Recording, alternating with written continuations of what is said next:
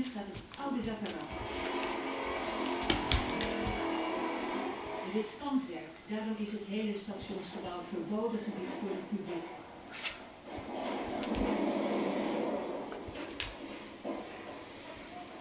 Een enorme kraan takelt de dakdelen over het stationsgebouw heen naar de voorkant.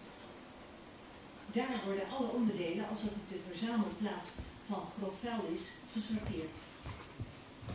Ondanks de regen gaat het werk door, maar harde wind kunnen ze niet gebruiken.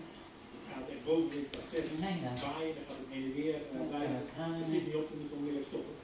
In de lucht hangt al iets van het nieuwe station. Een onderdeel van een van de pilaren waarop straks dat glazen dak rust. Halverwege 2014 moet het klaar zijn en heeft Den Haag een nieuw station.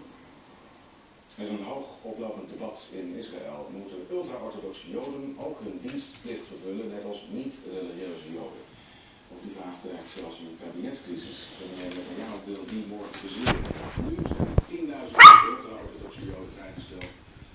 Ze zich volledig aan hun studie van de Joodse heilige boeken de Torah kunnen leiden. Maar het protest daartegen groeit. De mensen die wel in dienst moeten willen dat de lasten eerlijk worden verdeeld.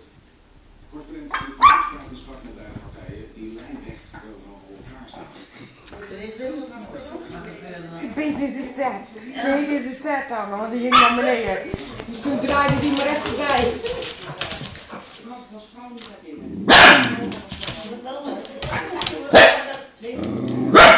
Zijn leeftijdsgenoten zijn niet in. אני שאלתי שם בבוקר, ואז 12 בלילה שלומדים בתורה, ולא אמרו ששאולה בשם אופן לעשות את זה, ואני עושה את זה למען עם ישראל ולמען מדינת ישראל, וזה דבר שמוגן. If you want to pray, you know what? Pray to us. Not just sitting behind and saying you're for us. Een andere wereld hier in Tel Aviv.